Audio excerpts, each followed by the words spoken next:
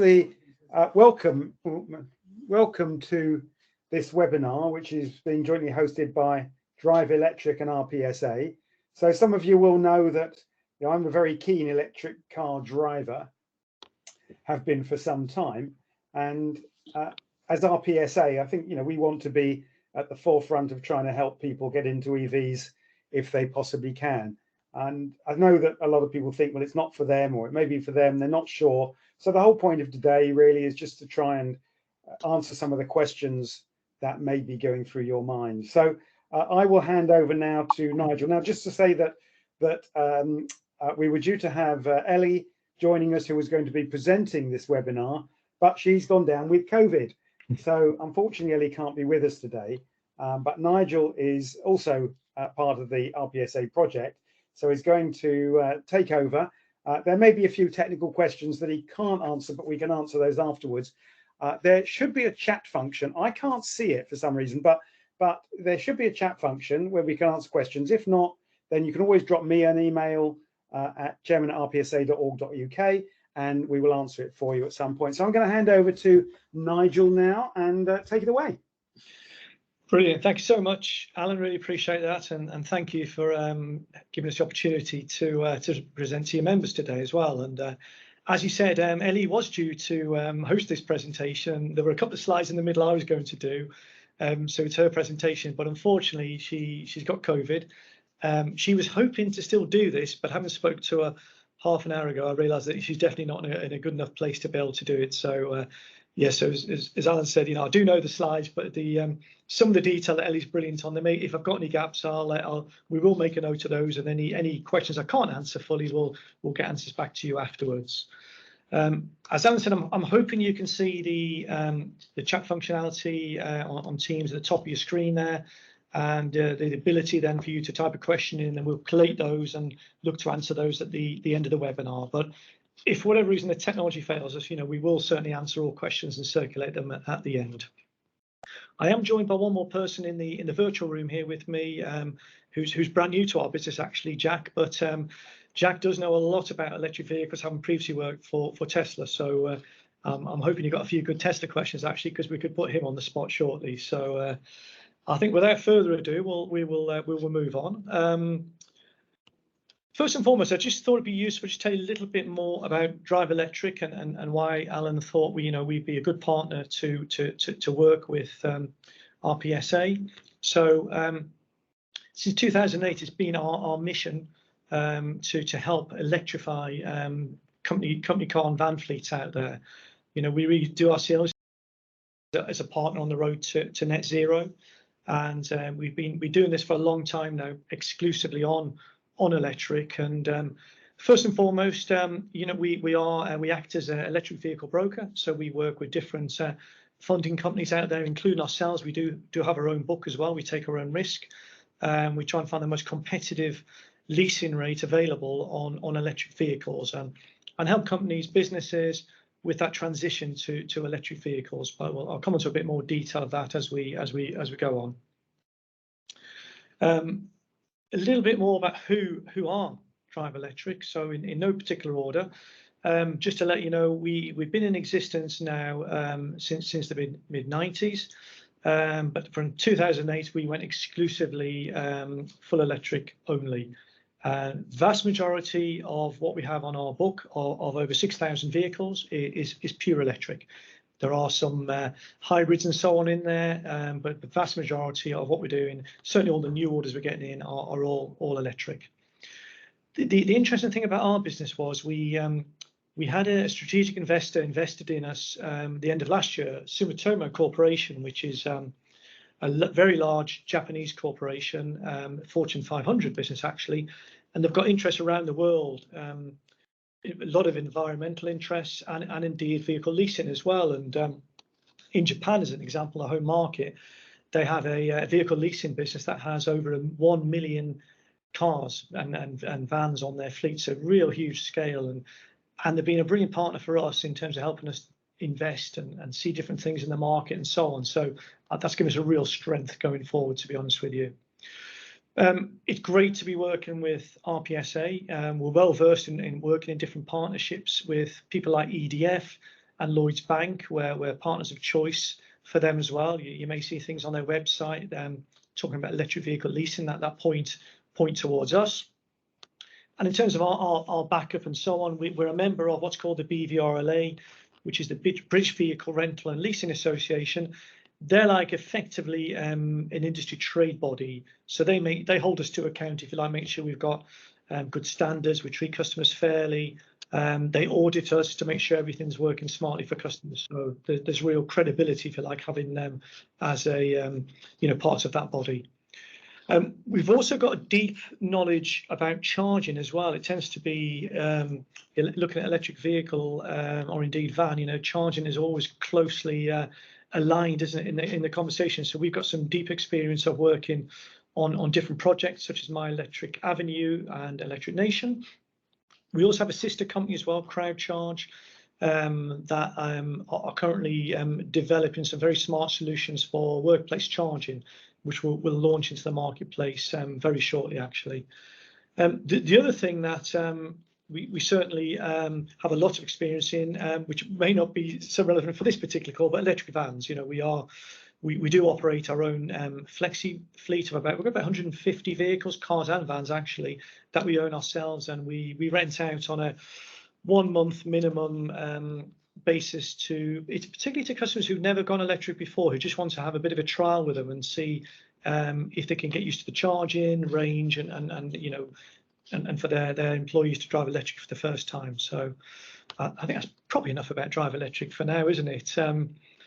So just a few poses here that Ellie put together, actually. So electric cars are easy, ? And I think particularly compared to vans, I think that, you look at the registrations, and certainly cars are streaking ahead of vans on the electric side of life. And so I think cars are a lot more straightforward, easy in some ways. And I think you look at the benefit in kind regime as an example on electric cars. 2% of the P11D price in the current tax year and future tax years, it's made it so attractive for company car drivers in particular to look at electric car for the first time, as well as, of course, the fuel savings, which we'll come on to shortly, because it's very topical at the moment. Cost of electricity, cost of fuel as well. So we will touch on that later in the presentation as well.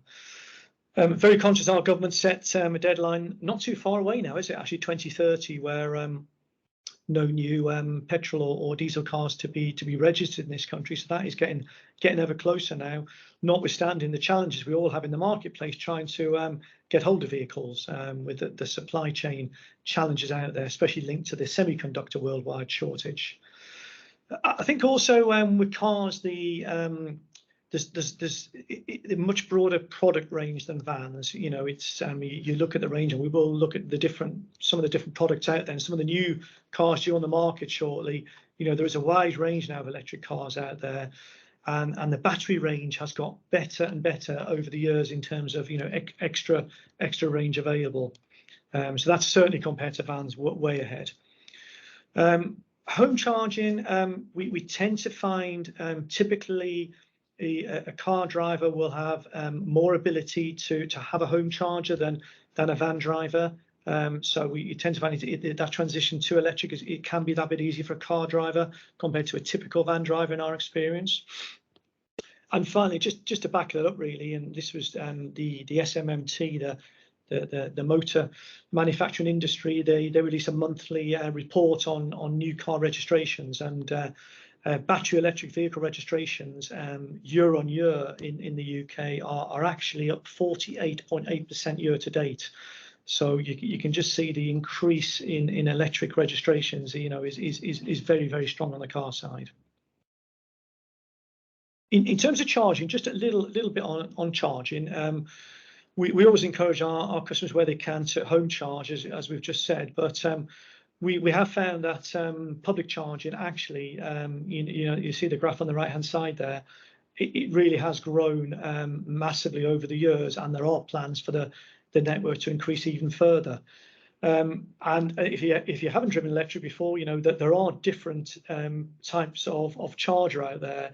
If you're lucky enough to be a Tesla driver, then there is a great network that you can use, and in fact I used one myself last night on the way home just to get a quick charge. There are a lot slower ones out there.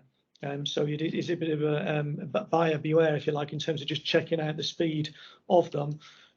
A great tool is ZapMap, actually, and I encourage anyone who's going electric, get ZapMap on your phone. It's fantastic in terms of whichever location you're going to, it'll plot all the local charges, if any are broken, the speed available, how many people are using them at the moment, the costs and so on. So really good tool that is, because the cost can vary quite a bit. And we are finding now more fuel card operators are including electric charging infrastructure as part of what they do. One of our partners, Mina, as an example, I know they've linked in with Allstar, so now they are accepting most of the different public charging points out there. Again, it's just something to bear in mind if you do ever use a fuel card, just to make sure that capability is there to use them for charging. Just wanted to delve in a little bit of costing without getting too anorak wearing, if you like, on the numbers, because I think this is where it does become quite interesting on electric. So this is picking up based on 3 different cars. You see at the bottom there: BMW 3 Series, Skoda Enyaq, and a Tesla Model 3 Long Range. And this is showing here the leasing rentals, including maintenance. So it's contract hire plus maintenance, based on a typical 3-year profile, 1 rental in advance for the 35 monthly payments, 15,000 miles per annum. And you'll see on here very clearly the BMW is on the left-hand side is what's that, just over £800 a month. The Skoda Enyaq below that, £600, and by some way the Tesla Model 3 is the most expensive, just over £1,000 a month. That's on the contract hire rental, so that's what it would be invoiced by the leasing company. However, once you look at all the different financial numbers involved in leasing a vehicle, something we call whole life cost, which is quite an oft used phrase in our industry. What this does is try to look at all the different costs involved there. So not just the vehicle leasing costs, but also what's the cost of fuel. So in the example we've used, HMRC approved rates up to 17 pence diesel and 5 pence electric, employers' national insurance, and any non-recoverable VAT on the leasing rental, which for most businesses typically would be 50% of the finance rental VAT element. What you can now see is the Tesla was clearly the most expensive vehicle previously on the, just look at the leasing rental. Now you can see that's flipped around, where the BMW, which is quite a bit cheaper, now becomes the most expensive when you take into account things like fuel, things like national insurance for employers, and also the non-recoverable VAT as well. So it just shows sometimes the leasing rental doesn't give you the full picture in terms of the full cost for a business. And indeed the Skoda Enyaq, you can see how cheap that is in relative terms there on a whole life cost basis as well. Now this is a particular slide Alan asked us to put in, actually, because you can't escape the news at the moment in terms of the cost of electricity is rising, and the cost of fuel, of course, has been pretty expensive recently as well.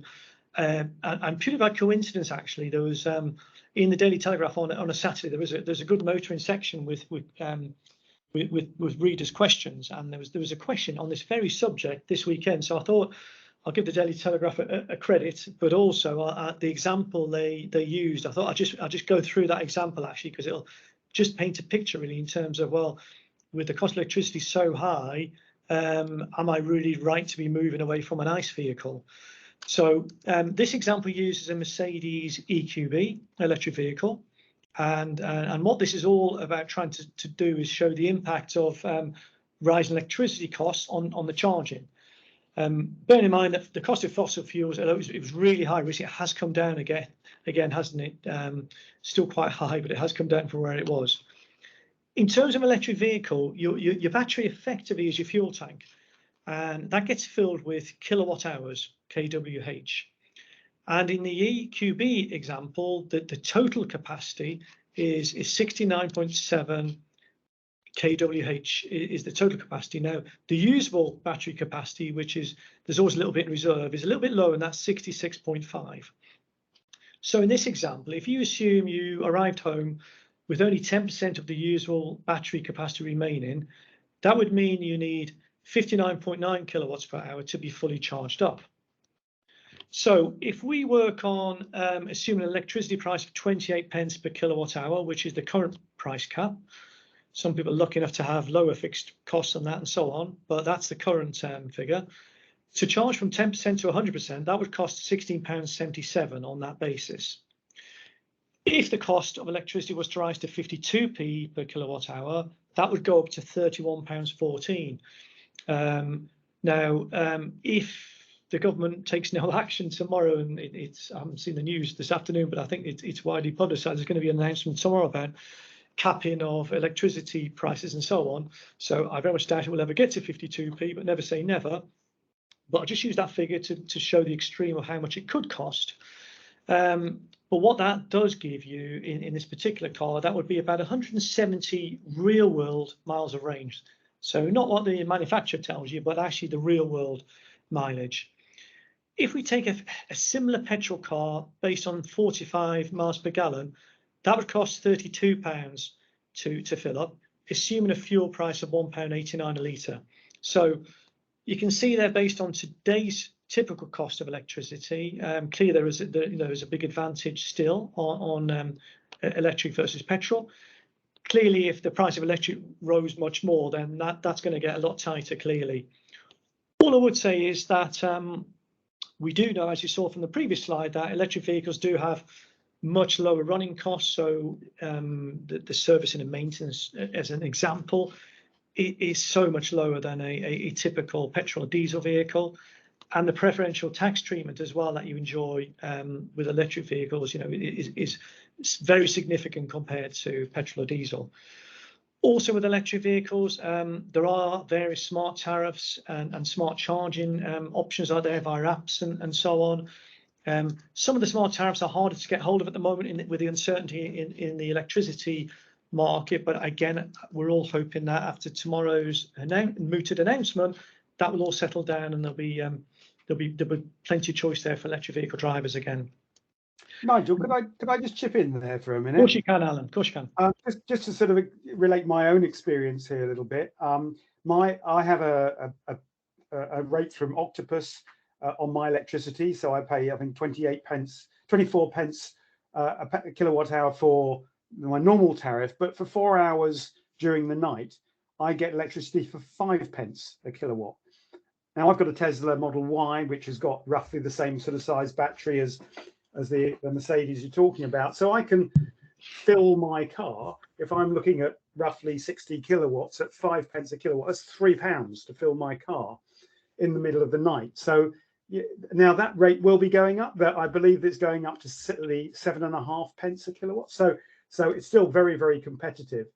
The other big cost savings that I've experienced are, firstly, servicing. When I had a BMW before, when I took that in for servicing, it cost me £500 plus VAT to have it serviced. I don't have any servicing costs with my car. And the other one, I bought mine through my limited company, and I was able to offset the full capital cost of the car in the first year, which effectively meant I saved £10,000 of corporation tax. Now, I accept I'm in a fortunate position of being able to pay for the car up front, but there's some very, very significant savings for going electric, particularly as a company purchase. So I just thought I'd sort of balance out some of those costs, that the actual cost of running the car is very much lower than certainly I experienced with a petrol diesel car before. Thanks for that, Alan. Yeah, totally agree with you. I've got a Tesla Model 3 actually, and had to have it. It's 3 years old. Had its MOT the other day, and that's the only cost in servicing or maintenance related expenditure in 3 years. It had no other spend on it at all. And in my old car, which was funny enough, it was a Mercedes diesel. I know every year there was a service, plus other costs and so on. There's a massive difference between the two, Alan. But yeah, thanks for that. It's a good live example of the differential there. I see Tom has got his hand up there. I don't know if he's able to ask a question. I don't know if that's. Yeah. I can't see the chat, so I can't see whether it's in the chat. But if you. Should we carry on for now, Alan? Yeah, we'll try and pick up any questions at the end, if that's okay. We've got Zach on standby who's trying to do all that sort of good stuff. So if I plough on for now, and we'll make sure we get all the questions answered, but certainly at the end. I just wanted to talk about lead time at the moment, because you're going to see a few cars on the screen in a second, which are cars that we have either available now in decent supply, or cars that are coming into us, because you can't get away from it in the motor trade at the moment. It is really hard getting hold of new cars. In particular, there's a few challenges, but I think the main one probably is the semiconductor challenge around, shortage supply around the whole world has really affected supply of all cars, petrol, diesel, and electric, and vans and trucks for that matter, and other products. Luckily for us, because we've been in the industry for such a long time, and we've built up a strong reputation and relationship with the OEM, the manufacturers, and indeed the dealer groups, we do sometimes get some really good favourable deals on electric vehicles and access to stock a lot quicker than we could do. So I'll just click through now, because Ellie would have probably spoken in detail about each of these cars, but there's one or two here. I'll just I know that's the Volkswagen E-Up as an example. We have got a deal coming through on that one shortly. I think there's about 6 of these. That's definitely an MG. That is a Tesla Model Y. I think that's a Skoda Enyaq. Someone corrects me. I think that's a Volkswagen ID3, I think. Okay, yeah. So that was just an example of some of the cars that we either have live deals on at the moment, or we've got deals about to come through. Some of them are favourable terms, some with supply imminent as well. So if anyone wants to talk to us about that, we can give you more detail and provide quotes, of course. Also, just thought I went on to EV. There's a Green Fleet magazine. I've got a really good online portal showing lots of different electric cars that are coming to the market in the not too distant future. And in fact, we could have spent the whole webinar going through those, because there's so many cars coming to market. But we just snipped a broad cross section here of the different ones, and some of them, okay, more the top end of the market with the Maserati and the Porsche, but things like I think the Aura top left is an interesting one. I think that's coming across from China, isn't it? And there's 1 or 2 Chinese EV manufacturers that are looking to come across to the UK with some very interesting products. So MG is one of those as well, actually. So I think we'll watch this space on that end of the market. But there's no shortage of new electric cars that are coming to the market later this year and in future years as well. EV Mythbuster now, again, we could probably do a whole webinar on this, because there are so many myths around electric vehicles, batteries, charging, and so on. I've just picked up one here, one of our charging partners, PodPoint. I noticed every Monday at the moment they're doing Monday Mythbuster, where on their social feeds they're putting out various statements like this one here: your EV battery needs replacing every 5 years. And then just given the reality, which is that most manufacturers have a 5 to 8 year warranty on their battery, and typically a lease on a vehicle will be 3 or 4 years, so it's always fully covered. But actually, current predictions are showing that electric car batteries will last sort of 10 to 20 years before they need replacing, which is way beyond most people's use of an electric vehicle typically. If you're interested in more of the Mythbusters, actually, if you go onto the Drive Electric website, we do have a section of useful guides, actually, and there is a Mythbuster guide in there that has quite a few more about, do batteries go up in flames, and so on and so on. So if you are interested in those, there's some quite interesting ones in there.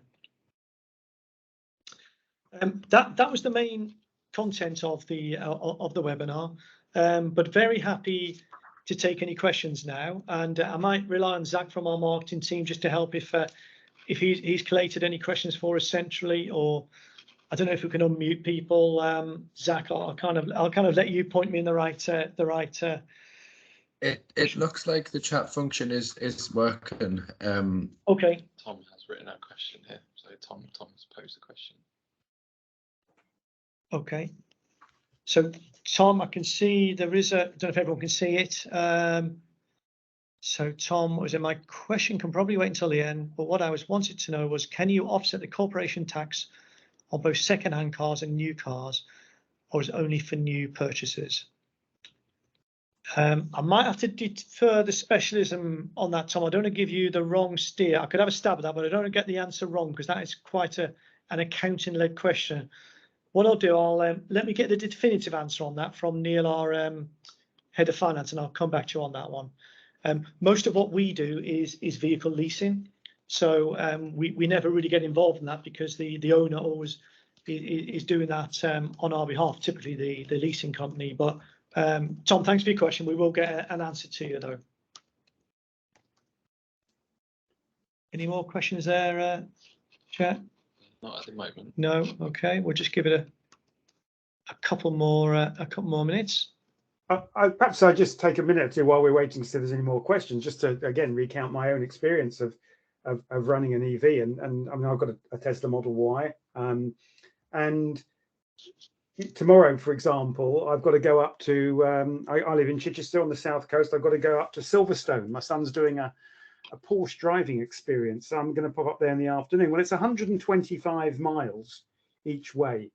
I'll be able to do that on about £3 or £4 worth of electricity, because I can fill it up tonight before I leave, and then I'll drive up there. I'll get there and back on one battery full of electricity, and then be able to charge it up again on Thursday night. So it's very usable now, and I think that, you know, the early days of electric cars, certainly we had a Nissan Leaf, a 40 kilowatt Nissan Leaf, as our first electric car, and that had a range, I suppose, a usable range of 100 miles, something like that in the real world.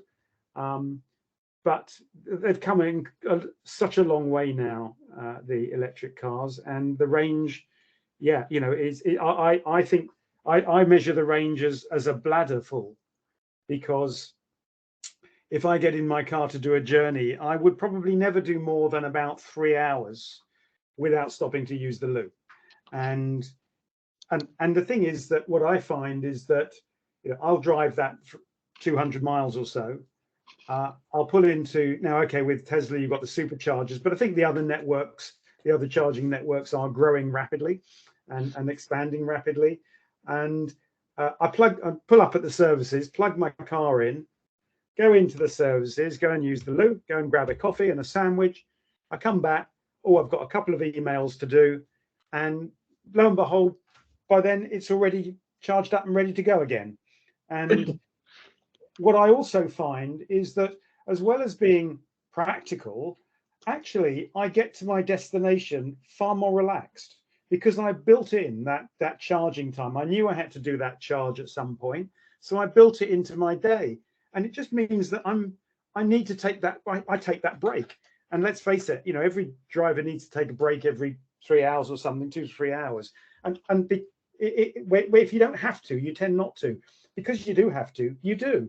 And I just arrive places far more relaxed, and it's just a whole lot easier.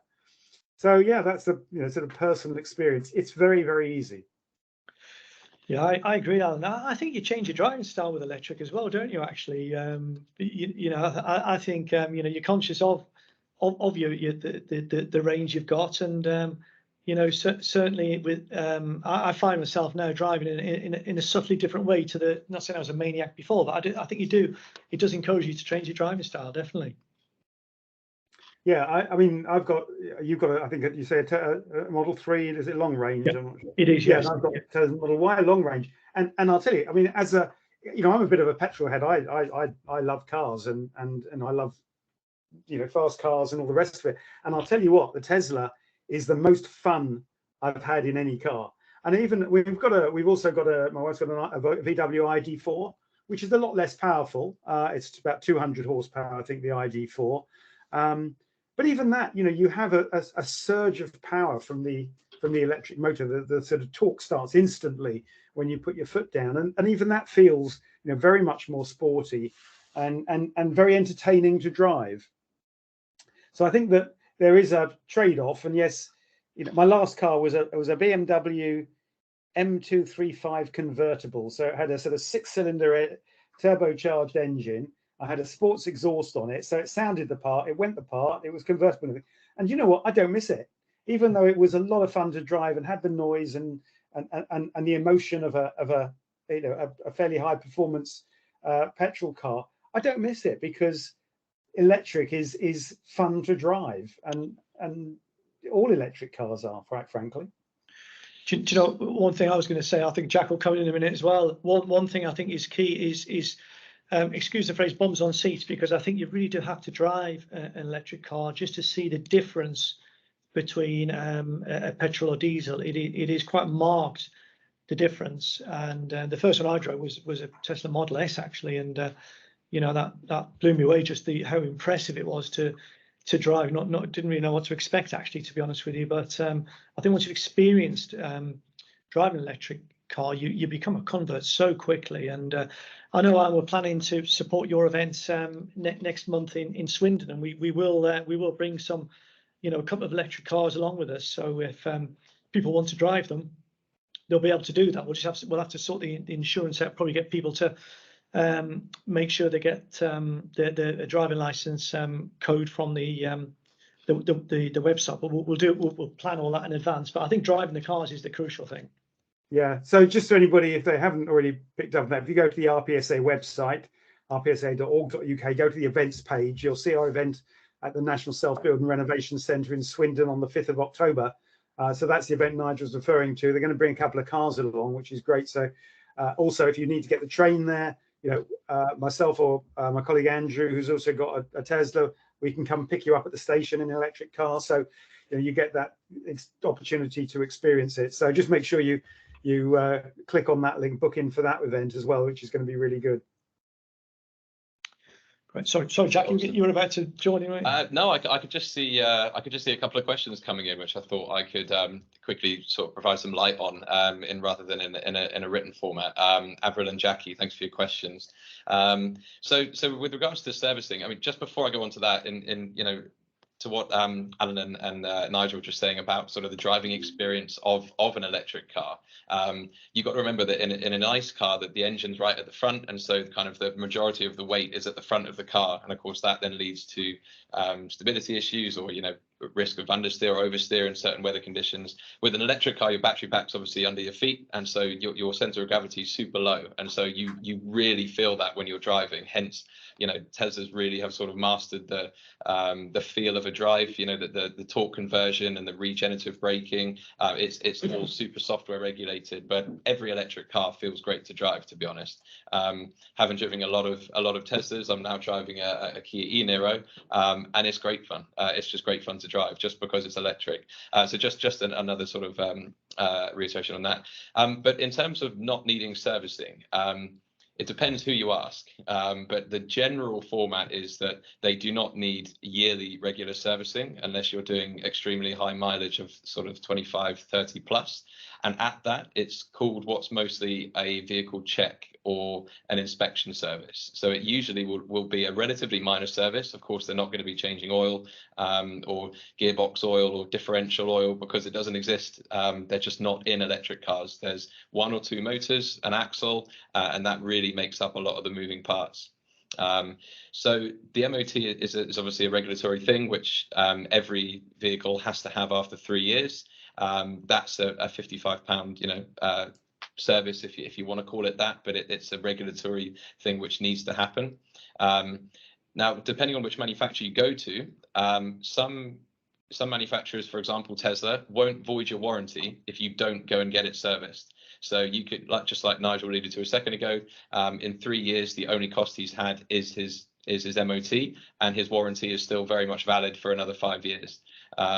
So in terms of actually needing to get it done, again, it depends which manufacturer, but on the basis of it, you do get in most terms an 8-year battery warranty, which is regardless of whether you go and get those checks, but it does depend on specific manufacturer.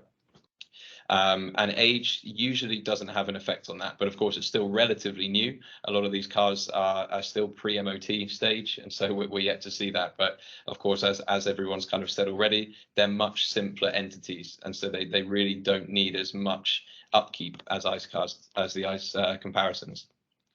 And in terms of how long it takes to charge, and how much is a kilowatt there, Jackie, it again, it really depends where you go.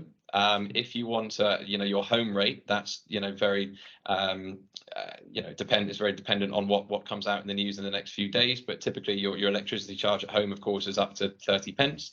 At most stations you'll pay around 45 to 50 pence. Again, it depends which manufacturer you go with, but you really have to think about, are you going to be needing to charge this car in the day if you've left home with a full charge or even an 80% charge?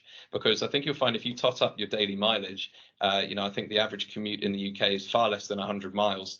And at that, even if you're doing, stop between stop within your day, you'll usually find that by the time you get back, you haven't reached 250, 300 miles. And so you're just going to plug in at home and you wake up again the next day and you'll have enough charge to get on with your day. So albeit, yes, the pence per kilowatt is much more expensive on the network. It's not a deterrent factor in thinking, well, it's going to be more expensive actually because it's more expensive. The fact is you probably won't use it as much as you do a fuel station because you have your fuel station at home. So I hope that kind of gives a little bit more perceptive of it. And in terms of time to charge, Avril, again, it depends where you go. But at home, you can kind of work it out for yourself. Let's say, for example, you've got a 50 kilowatt battery and you're charging at, or say you've got a 70 kilowatt battery and you're charging at 7 kilowatts. It's going to take 10 hours from 0 to 100%. Now, most of the superchargers or rapid chargers, as they say across the, or fast chargers, whatever adjective you want to use for it, will be anywhere in the realms of up to 150 kilowatts. So do the math on that. If you've got a 70-ish kilowatt hour battery and you're charging at 150 kilowatts, it's going to take 30 minutes on average to charge your vehicle. Now, of course, that does depend on load at the station, so you may not get that 150, but even if you're getting 70, it's going to take an hour to fully charge your car, which of course you don't necessarily also need when you're out on the road. You just need to get back home by the end of the day. So again, it depends where you are, but you're never really going to spend more than 15 to 20 minutes maximum charging on the road. So I hope that helps answer some of them. Great, thank you, Jack. Just a couple of things I wanted to add as well. Our website, driveelectric.co.uk, has lots of really interesting information. There's, as I said earlier, there's guides there, all sorts of different things, including what Jack was just speaking about, actually how you work out how long it's going to take to charge your electric vehicle, as an example. There's content there about that. We also do reviews of cars as well, and if you click into one of the cars on the website, you'll see we give our own, we have a range worm, as we call it, where we show the manufacturer, the OEM, what they say the range is on an electric car. We give our real life range as well, which is a back of the fact packet rule is if you knock 20% of what the OEM tells you, you're probably there or thereabouts in terms of its real world range. Of course, that can be affected by style of driving, time of year, winter or summer, and so on. But if you look at the website, there's lots of great stuff on there. The other thing I didn't touch on too much during the webinar was, if you're a company car driver, there is a very beneficial taxation regime at the moment, personally, for the company car driver. It's for this tax year and for the future tax years in the immediate term. It's actually applied as 2% of the what's called the P11D price of the vehicle, which is the full up retail price of the vehicle, which on any leasing quote you'd always see that figure there. And then you apply your marginal rate of tax, and then you get to an annual tax liability for the car, compared to a typical petrol or diesel car that I've got a much higher CO2 emission rating. The percentage charge on those is significantly higher. So it's a huge benefit for company car drivers, electric, and that's where a lot of the nearly 50% up this year on electric vehicle registrations, company car drivers have driven a lot of that. So that's a real benefit of it. Any other questions there, Jack? Can I just come in a minute just to cover a couple of other points as well? I mean, Jack was talking about servicing earlier on. One of the big savings I found is brake pads, because the car regenerates. So it's electric motors to regenerate and to put power back into the battery. That slows you down. And different cars have different settings, but many cars, I mean, like Tesla, but many other cars as well. I mean, it regenerates so hard it brings you to a stop. So when I lift off the accelerator, it's like I'm putting on the brakes, but I'm not, and so I'm not wearing the brakes, and so actually the brakes just don't get worn. The other point I think again that Jack touched on is this sort of concept that you wake up every morning with a full tank of fuel. Now, how many times in your petrol or diesel car did you wake up in the morning and think, first thing job, I've got to go and fill up? Well, it's suddenly every morning you've got a full tank of fuel, and as Jack says, the chances are you're not going to do more than 200 miles in a day. So actually, for most people driving electric cars, unless you are, say, a commercial traveler or something like that, where you're doing a lot of miles every single day, for the majority of people, you rarely actually visit a public charging station. And therefore, although they are more expensive, of course, because they're a public station, you actually barely use them. The other point, again, that Nigel touched on is this thing of what the manufacturer quotes as how many miles the car will do on a full charge against what it actually does, and that is no different whatsoever to what we see with petrol or diesel cars. Because again, if you look at the quoted figures of a diesel car, it says it does 74 miles to the gallon. Well, yes, if you drive it in a laboratory, and it's exactly the same with an electric car. It will do 20% less than they actually say it does, and it's no different at all. The same concept applies. The way it has to be calculated, that's the rules that used to calculate the mileage of a car. But most of the sort of mainstream electric cars now, like the Volkswagens, the Teslas, most of the other sort of common ones, the Skodas and so on, they'll come 100, 250 miles in a day, which for most people, most of the time, is more than enough to cover you. And when you do need to do a long journey, when you go on holiday, well, there's a rapidly growing network of public chargers out there. I heard a thing a while ago to say that this summer that we've just gone through would be the worst time for electric cars, because the network of chargers is struggling to catch up because of the vast growth in demand. But now, and in fact, most sort of large petrol stations you go to now have one or two chargers there as well. Plus, of course, a lot of supermarkets you go to, so while you're shopping, you can plug in. When you go to the gym, you can plug in. When you go to the cinema, you can plug in. So there's lots and lots of places. And I think actually that's the way that we will use electric cars more and more in the future. You'll just get used to plugging in whenever you're stopped for more than 10 minutes. You will just plug in as a matter of routine, and there'll be so many chargers around everywhere. Yeah, if I may just add a point onto that, Alan, as well. Many people's argument to the fact that you wake up with a full tank of fuel each morning, many people's argument to that is, well, I know that I can just go down, 2 miles down the road and there will be a Tesco or there'll be a Shell and I can fill up straight away. But you only know that because it's been our habit for the last 50, 60 years, whatever it is. There are actually tools now, such as that map, as Nigel alluded to earlier, which clearly show you where the chargers are, if they're working or not, sometimes even how many people are on the charger.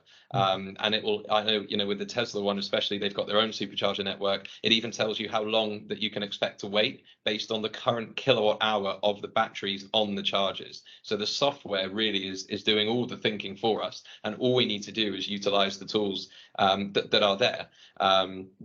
And Apple's actually posed another question here, which is about the chargers, compatibility with the different cars.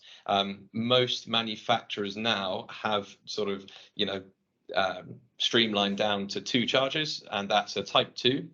So it's called a Type 2 Menikes charger, and a CCS, which is a combined charging system charger. Now, pretty much, and I'm sure as EV drivers that they can side with me, that pretty much any station I've ever seen, unless it was a manufacturer-specific one with a slightly different setup, such as the Nissan Leaf. The Nissan Leaf had a CHAdeMO previously. They're all compatible with any car. And again, this tool, ZapMap, will show you that, and it will show you, again, even the length of the cable, I think, is on there now. So these details are out there. And of course, the argument saying, well, I know I can go down to Tesco. Well, I know I can go to Shell and there's a BP Pulse charger there, whatever it may be. So it's just the lack of information and not knowing which breeds that uncertainty and doubt, which actually, if you look at the facts, you'll find that it kind of, the boxes do get ticked. ZapMap is brilliant. Every time I'm going somewhere I don't normally go, I always have a good look at it and just look at my destination so I can see my charging options. It is absolutely brilliant, really is.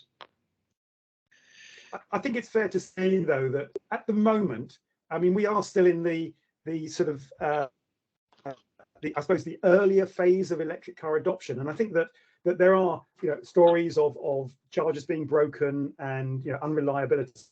And you have to have lots of apps or lots of RFID cards to be able to use the chargers. That is all quite rapid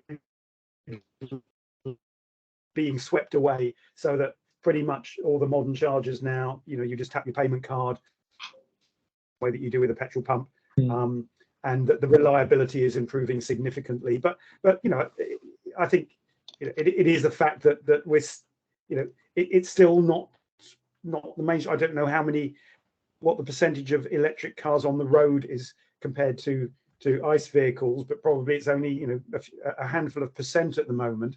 But of course, that's rapidly, and the network is growing in both size and sophistication to catch up with that growth in usage of electric cars. Yeah, absolutely. I think wasn't it that was it in March, April, June this year that actually I think the Tesla Model Y was the most popular car in the country, the first or the #1 purchased car in the country. It was. It beat the Vauxhall Corsa even, I think. Which is remarkable. It just demonstrates the rapidity of the uptake of EVs. I think during the lockdown, wasn't Model 3 the best-selling car in the UK certain months as well? It just shows you, as you say, Alan, as a proportion of all the vehicles out there, it's still a very small percentage. So it still is relatively early days, despite the rapid year-on-year growth. But I've just seen another question. Actually, it was Tom. Thank you. It's a good question actually about, do you have any documents or anything that explains the pros and cons of leasing versus purchasing electric cars for a limited company? And do you know, on our website we probably do have something tucked away there, Tom, but I'd be very happy to speak to you offline about that. A lot of it will come down to risk, if I'm honest with you. With leasing, of course, you are protected. It's fixed budgeting, so you're paying the same amount each month. There's no surprises at the end. If in terms of what the vehicle is going to be worth, there could be a shortfall. Who knows? You're dealing in the futures there. Your maintenance is pretty straightforward, as we've already discussed on electric. So on a diesel or petrol, I say just be aware of that risk as well if you're purchasing outright.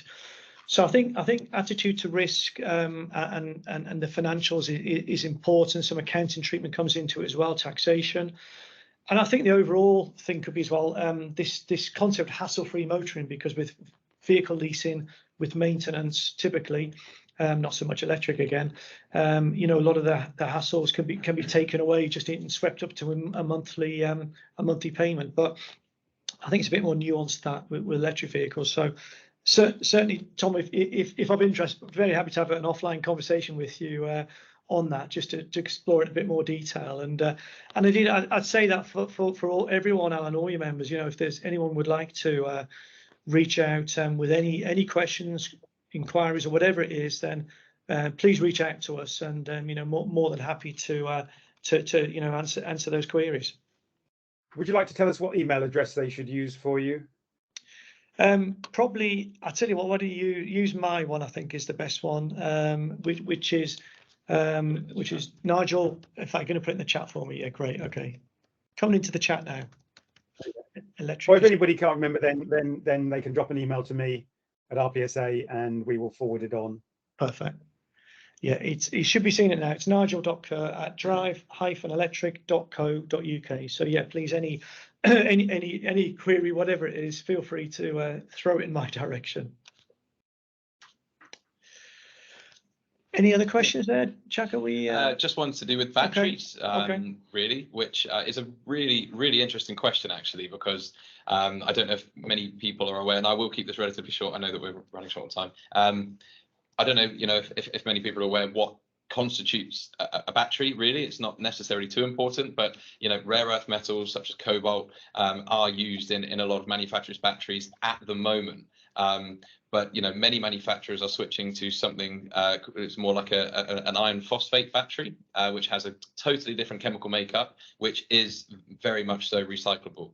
Now, of course, being quite new, this is a thing that we haven't necessarily seen a lot of yet, because as Nigel alluded to earlier, the life expectancy of a battery is coined as like 5 or 6 years, which it's clearly not, because the ones that are 5 or 6 years old are still very much going strong, and we haven't even been able to take them apart yet. Really in the industry to have a look at what the real effect of 20-year-old batteries is. But lithium-ion batteries are very much recyclable. It's relatively expensive to do so, which is why not many people have gone into it. That's why you see the battery tin at Sainsbury's on the side always full, because it's not something that has been kind of really capitalized on yet. However, clearly in the upcoming years, that's going to be something that companies will capitalize on and start taking under their wings to do. But yes, in short answer, they are, and they will not be going straight into landfill. I think another thing to add to that as well is that another use for redundant car batteries is as storage batteries for homes. And if you have a PV set up on your roof, it's a perfect partner for a battery to store the electricity that you're producing during the day when you use less, but actually you want it there for the evening when there's no PV production.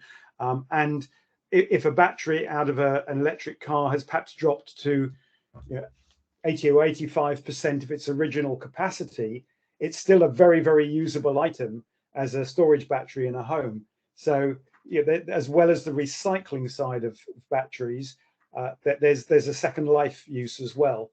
And so I think the concept of batteries going into landfill is quite unlikely. And in fact, probably far more batteries from your phones and your laptops are going into disposal of that than ever will from cars. That's for sure.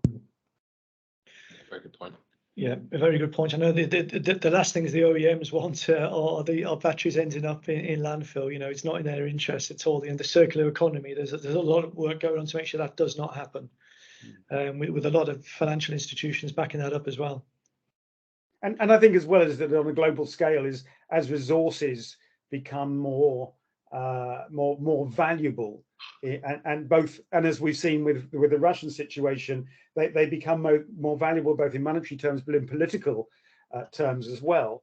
Be it gas or any other mineral, that it is in everybody's interests to reuse minerals and not keep digging more out of the ground, and that's going to be a big motivation, I think, on a political level as well as a practical level of utilization of the resources. Here. Well, I think that we're sort of 2 minutes to 5. I don't know if there's any other closing. Are there any other questions or any other sort of closing remarks that you'd perhaps like to make, Nigel? I'll certainly make some closing remarks. There's a good question just arrived actually from Avril. I think Jack's dying to answer this one. The question, it's a really good one, Avril. Is a hybrid a good bet or pure electric better? It is an extremely good question. We're full of them today, which is great. Now, the thing is, again, this depends on kind of your view on how. It's not how convenient. That convenience is the wrong word I want to use, but that's kind of the word I'm going to use. It's not. So if you've got a battery in your ICE car, so it's a hybrid, right? You can do probably about 15 miles of electric range. The motor will then the engine will then kick in, and depending on the exact hybrid vehicle you've got, it will either hold the state of charge of the battery, so you can continue driving on electric but just keep the same state of charge. It will charge the battery, or you can use a combination of the motor and the battery to drive the car. Now, inherently, hybrid cars were brought out purely really as compliance cars. They're not necessarily more efficient than an ICE car, really, because for the 20 miles that you're using the electric, you're producing 0 tailpipe emissions, right? Because there's nothing coming out your tailpipe. The moment that you switch on the engine to then charge that battery, that engine has to not only drive the wheels and pull your car around, it has to charge the battery as well. And so what you end up finding is that the miles per gallon rating of the engine, because it's just sat there whirring and having to do so much, actually counteracts the good you've done for the last 20 miles on pure electric. So if you want my personal answer, an electric car is always better. However, at the moment, the temptation is to think, well, I'll go for hybrid because if my battery runs out, I've got my engine, which, yes, you will have. But in that process, you're going to spend a lot more money on fuel. And it's kind of a false economy, really, to say that a hybrid car is more efficient because it's got that electric motor, because the actual efficiency of the engine is reduced having to charge it. So I hope that answers your question. Well, I've got to thank you. So I hope that was a good answer. But yes. Well, just a quick Google suggests that the efficiency of an internal combustion engine is around 20%.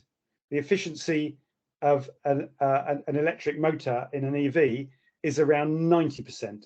So if you're using a petrol engine to charge up the battery in a hybrid, it's a very, very, very, very inefficient way of producing electricity for that battery. So it's not something you would actually want to do. And I suppose the biggest myth we hear is self-charging hybrids. I don't know which company it is, Lexus or somebody that claims they have self-charging hybrids. Yeah. So self-charging hybrid is in physical terms an impossibility. You have to input quite a lot of energy to charge your battery, and if you're using a petrol engine, then you are doing it very inefficiently. So no, Avril, do not buy a hybrid. You don't. Here. Well answered, guys. I'm very conscious of time. It's by my watch, it's just gone 5 o'clock. So yeah. Just in terms of a very brief summary, thank you, Alan, first and foremost, for allowing us to host this event. So thank you, Alan. Really appreciate it. Look forward to working with you and your members going forward. Thanks to everyone who registered and joined in the call. It has been recorded, so anyone who missed it and wants to watch it, I'm sure Alan will make that available via the website. And final plug for our website, so driveelectric.co.uk. Please take a look. It's got lots of good content there around charging, electric vehicles, specific vehicle offers we have, and all sorts. And any questions you've still got, you've got my email address now, please just reach out, and be only too happy to respond. So thanks so much for your time. Really do appreciate it. Thank you, Nigel. Thank you, Zach and Jack as well from Drive Electric. And I think that's been really useful. You know, our mission is to get all our members into electric vehicles. So hopefully, working in partnership with Drive Electric, we can achieve that. But thank you, and we look forward to working with you for a long time to come. Thank you, Alan. Thanks, everyone. Thank you. Have a good evening. Cheers. Take care. Bye-bye.